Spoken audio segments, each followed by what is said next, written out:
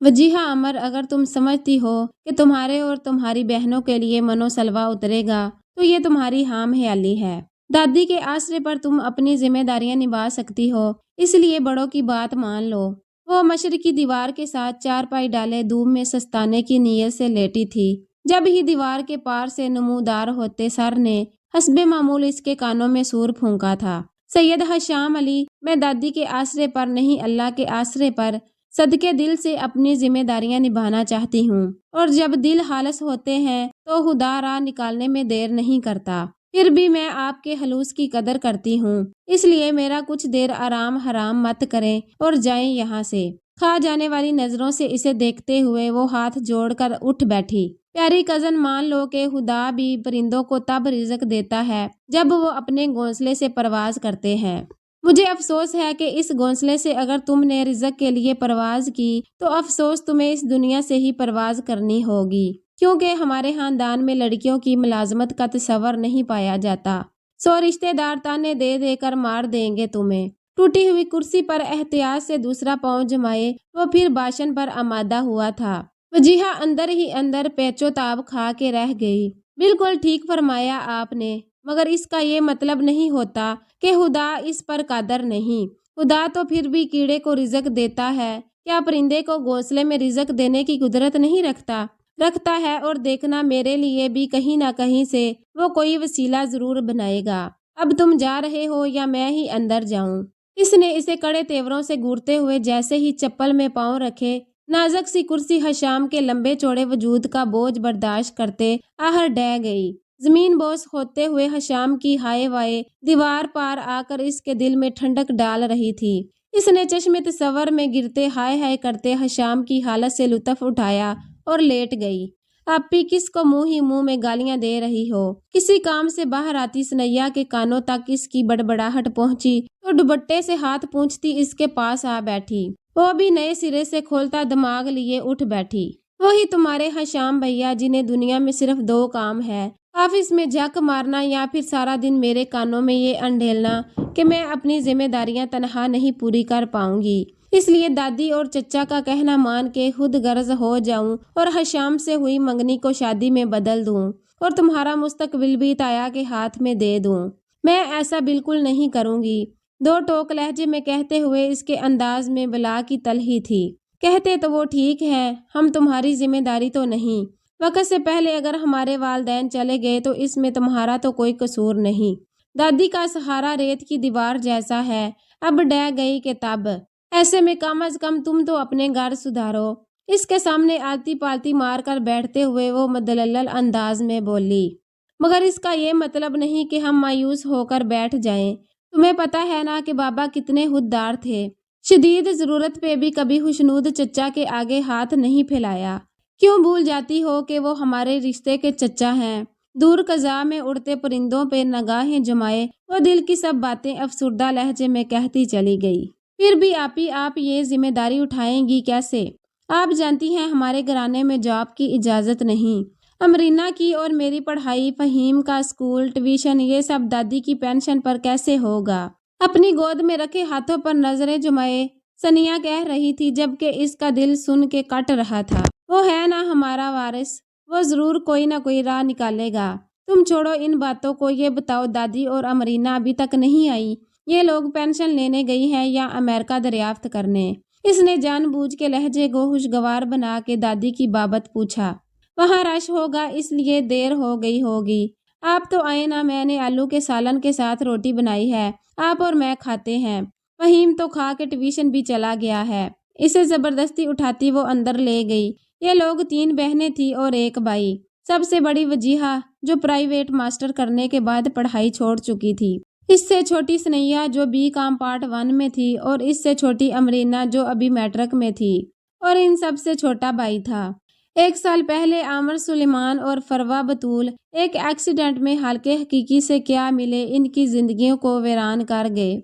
सफिया खातून तो ढह गई, अब तो इनके कब्र में जाने के दिन थे। जिन हाथों ने उन्हें कब्र में उतारना था वो खुद 4 कांधों पर सवार होके सफरे आहरत पर जा चुके थे। अब उन्हें ही हिम्मत पकड़नी थी। आमर की छोड़ी हुई जिम्मेदारियां अब उन्हें निभानी थी। गो सैयद आमर अली शाह एक बड़े ओहदे से रिटायर हुए थे। इनके बाद इनकी पेंशन एक माकूल रकम पर मबनी थी। फिर भी अच्छी खासी पेंशन इन मसाइल के सामने नाकाफी लगती थी जो आमर के बाद इस घर को दरपेश थे। गोया दीवार के साथ इनके सगे भांजे खुशनूद अली का घर था, जहाँ 6 बेटे थे और बेहद खाता पीता गिराना था। मगर दादी अपने बेटे की खुददारी को मलहूज़े हाथ रखते हुए इन हालात में भी कभी उफ तक नहीं करती थी। किसने कहा था ऐसे बंदर की तरह लटक लटक कर इधर झांकने को, अब भुगतो। एहतशाम ने जैसे इसे झिड़का था। वो 2 साल की बड़ाई को अक्सर हातर में नहीं लाता था। वो इंजीनियरिंग कर रहा था, फिर भी फितरतन लाउबाली था। टट्टू तोते, अब ये सब अम्मी से मत कहना, वो बतूल हाला के घर गई हैं, आती ही होंगी। इसने जैसे इल्तिजा की थी, जिस पे एहतशाम ने बमें उचका के यूं लापरवाही जाहिर की जैसे कह रहा हो कि सोचूंगा। हाय, ये क्या हुआ तुम्हें? सकीना बेगम जो अभी अभी लाउंज में दाखिल हुई थी, एहतशाम को हशाम के पैर पर पट्टी करता देख के दहल गई। अरे मेरी प्यारी माँ, कुछ भी तो नहीं हुआ मुझे, बस जरा एहतशाम के साथ क्रिकेट खेलने चला गया था। साहबजादे ने लकड़ी की गेंद मेरे पांव पर कुछ इस जोर से मारी कि अभी भी हल्का हल्का दर्द है। इसने कराहते हुए सामने बैठे एहतशाम पे सारा इल्जाम डाल दिया। सकीना बेगम सर पर ओढ़ी चादर तय करती अलमारी की तरफ मुड़ गई। एक तो जरा देर के लिए घर से क्या जाऊं, मेरे आने तक कुछ न कुछ करतूत तुम लोग कर चुके होते हो। हाशम और तैमूर पहले ही मेरी आंखों से दूर हैं। बूढ़े माँ बाप को एक तुम दोनों का सहारा है और तुम हो कि तुम्हारी मस्तियां ही नहीं खत्म होती। आप दीदा लहजे में वो चादर को अलमारी में टांगते हुए मुसलसल बोल रही थी। उन्हें घर में ओढ़ने वाली चादर नहीं मिल रही थी। वो अगर पीछे मुड़ के देख लेती तो एहतशाम की गुरियों का मतलब खूब समझ जाती। दफ्तन वो हशाम के पर्स में से 1000 का नोट निकाल के यूं हो गया जैसे कह रहा हो जाओ बख्श दिया, क्या याद करोगे। सकीना को चादर मिल चुकी थी। वो चादर ओढ़ती इनकी तरफ मुड़ी। एहतशाम फौरन खड़ा हो गया, कहीं हशाम इससे उड़ाए हुए पैसे छीन न ले। अम्मा, आप तो ऐसे परेशान हैं जैसे इंग्लैंड में आपके बेटे नहीं बेटियां हैं। अरे मेरी भोली माँ, वो दोनों वहाँ खुश हैं। तैमूर भैया तो हाशिम भैया की साली से शादी भी रचा चुके हैं। एहतशाम के लहजे में लापरवाही का अंसर गालब था। झुक कर इनके कंधे पर सर टिकाए वो उन्हें इस एहसास से निकालने लगा। कहते तो तुम ठीक हो, उन्होंने कभी वापस आने का नाम तक नहीं लिया। चलो, अल्लाह मेरे बेटों को हमेशा खुश रखे और तुम दोनों को थोड़ी सी अकल दे दे। अब हटो, मैं कुछ बना लूं। खुशनूद आते ही होंगे, उन्होंने आते ही खाने का पूछना है। वो हमारे लिए इतनी मेहनत करते हैं, मैं क्या इनके लिए खाना वक्त पर तैयार नहीं रख सकती। वो एक थप्पड़ लंबे एहतशाम को लगाते हुए बोली, ओए होए, छोड़ दे इनकी पसंद के पकवान बनाने। हम बेचारे यूं ही इस वहम में मारे जाते हैं कि हमारी अम्मा हमारी पसंद के खाने बनाती ही नहीं है। अब की बार खामोश बैठे हशाम ने टुकड़ा लगाया था, जिस पर एहतशाम बेहतियार कहका लगा बैठा और आंखों में शरारत समोए उन्हें रास्ता दिया। जबकि शर्मिंदा सी सकीना खातून फिर से गोया हुई, शर्म तो नहीं आती, घोड़े के घोड़े हो गए हो और माँ को ऐसे तंग कर रहे हो जैसे मेरे बेटे नहीं बल्कि मेरी सहेलियां हो। हशाम के बच्चे, मैं तुम्हें लड़की नजर आती हूँ। उन्होंने एहतशाम को घूरते हुए हशाम को झिड़का तो दोनों के छत फाड़ कह के गूंजे थे। सकीना ने दिल ही दिल में अपने बेटों की खुशियों के दायमी होने की दुआ की। अरे अम्मी यार, हम सहेलियां ही तो हैं आपकी, और आप लड़की ही तो हैं। लड़कियों के सर सींग तो नहीं होते। आप जरा से बाल काले कर लें तो मेकअप कर लें तो यकीन जाने छोटी बहन लगेंगी आप हमारी। एहतशाम फिर शुरू हो चुका था, लेकिन अब की बार सकीना बेगम संजीदा हो चुकी थी। हर वक्त का मजाक अच्छा नहीं होता। हशाम, अब कल तुम जा पे मत चले जाना, कुछ दिन आराम करना, फिर मैं तुम्हारे लिए सूप बना के लाती हूँ। आयोडेक्स की पट्टी में जकड़े पाँव को देख कर वो कमरे से निकल गई। एहतशाम के बच्चे भूखे नदीदे कहीं के, याद रखना ये पैसे तुम्हें हजम नहीं होने वाले। इससे पहले कि चोरी हो जाएं या कहीं गिर जाएं या फिर तुम इनसे जो भी खरीद के खाओ वो तुम्हारे पेट में मरोड़ बन के फिरें। शराफत से मेरे पैसे मुझे वापस करो। कौन से पैसे? तुम्हारे खो गए हैं कहीं पैसे क्या? कहीं तुम्हारे पैर की चोट का असर दिमाग तक तो नहीं पहुंच गया? ठहरो, चेक करके बताता हूँ। अपने ठंडे यह दवा की बदबू वाले हाथ इसके माथे पर धरे यूं आंखें मूंद गया जैसे वाकई ही मर्ज का पता लगा ही लेगा। भूखे नदीदे फकीर हट जाके हाथ धो।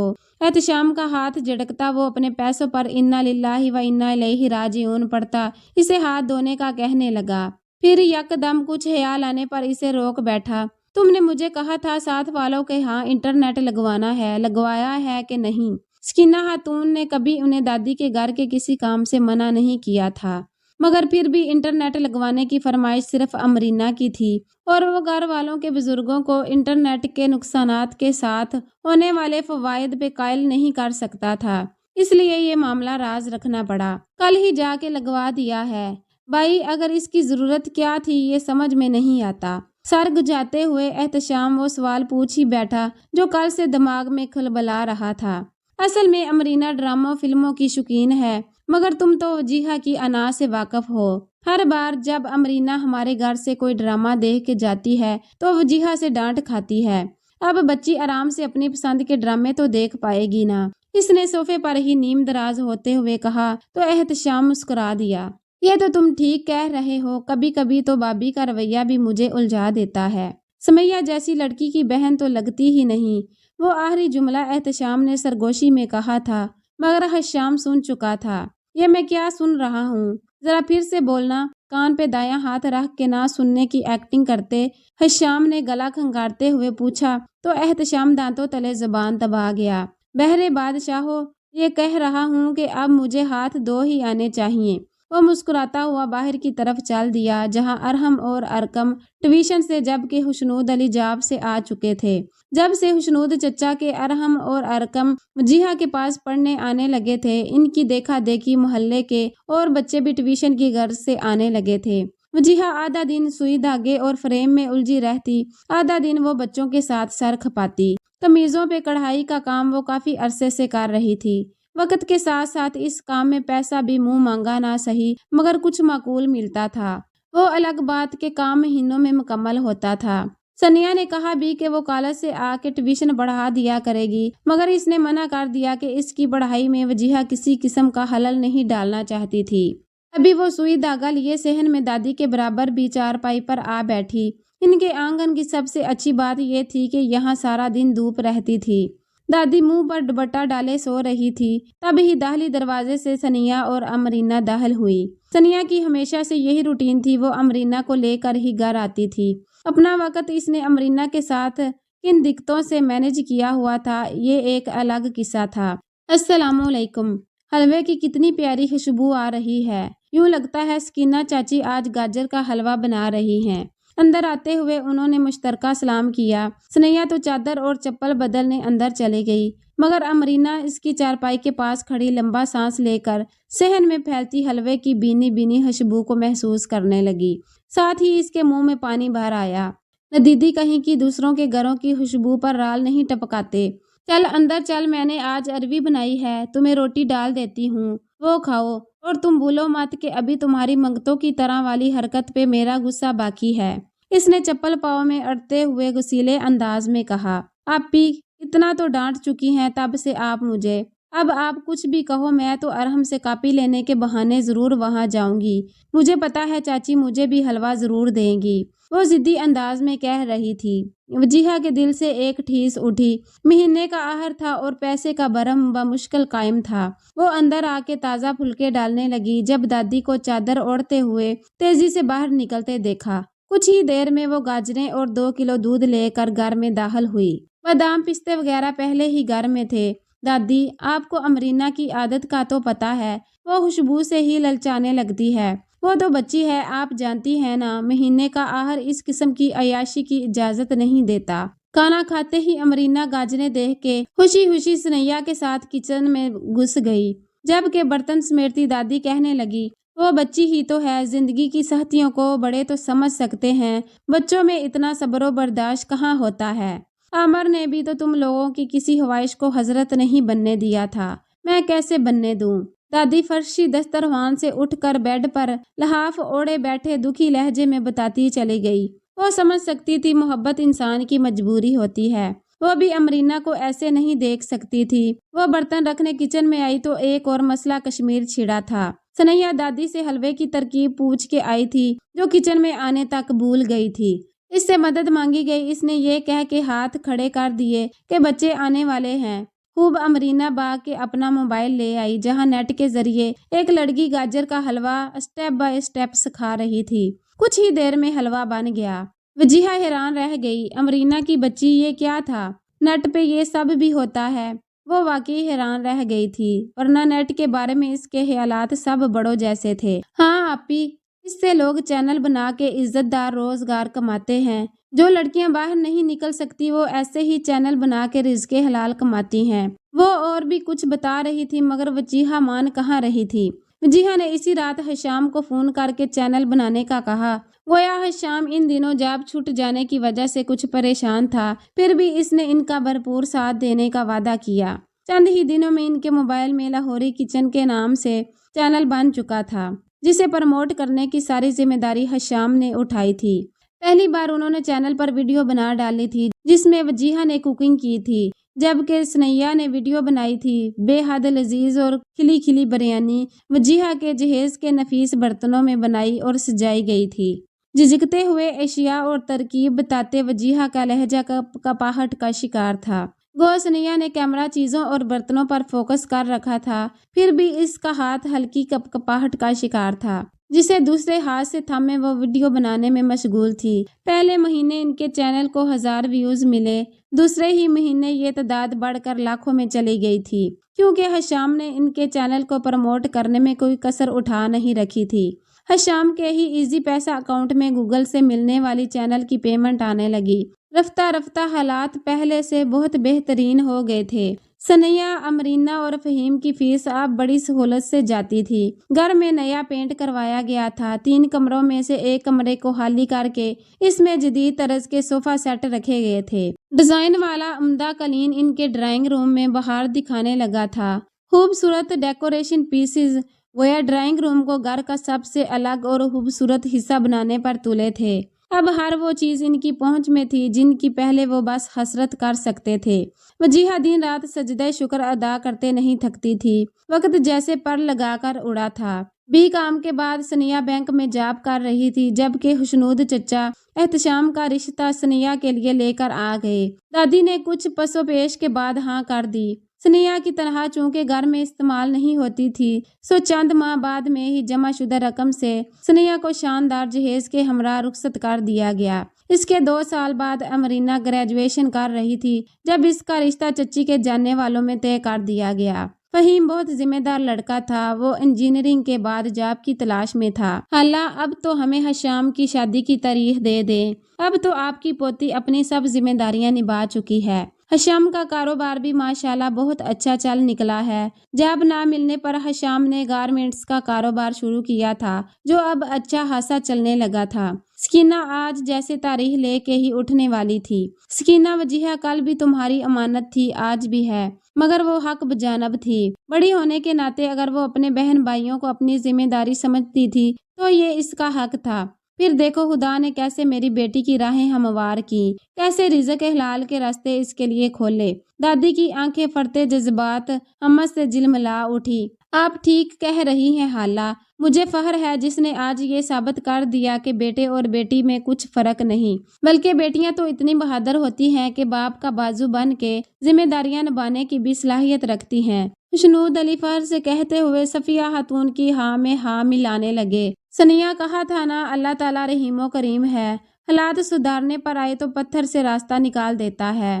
سنیا کی 6 ماہ کی ننھی سی ہانیہ کو کیلا کھلاتے ہوئے وجیہا نے کہا، سچ کہتی ہو آپی، آج آپ کا یقین جیت گیا اور میرے خدشات ہار گئے۔ بے شک سب عزتیں اللہ کے اختیار میں ہیں۔ یہ سب حالات ہمت ہار کے بھی سنور جانے تھے، مگر احسان کے بہت بھاری بوجھ تلے دب کے شکر ہے اللہ کا کہ اس نے ہمیں سرخرو کیا۔ آپ نے ثابت کر دیا کہ بیٹیاں بوجھ نہیں ہوتی، اٹھانے پہ آئیں تو ماں باپ کے پورے کنبے کا بوجھ اٹھا لیں۔ محبت پاش نظروں سے اسے دیکھتے ہوئے دل سے اس کی ہمت کی قائل تھی۔ محبت پاش نظروں سے اسے دیکھتے ہوئے وہ دل سے اس کی ہمت کی قائل تھی۔ امرینا نے چونکہ گریجویشن سے آگے پڑھنے سے انکار کر دیا تھا، سو وجیہا کے ساتھ اس کی بھی شادی طے پا چکی تھی۔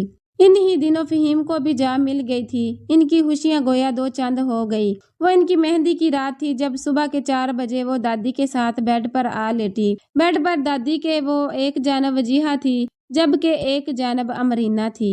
दादी और अमरीना सो चुकी थी जबकि इसके मोबाइल की बीप बजी।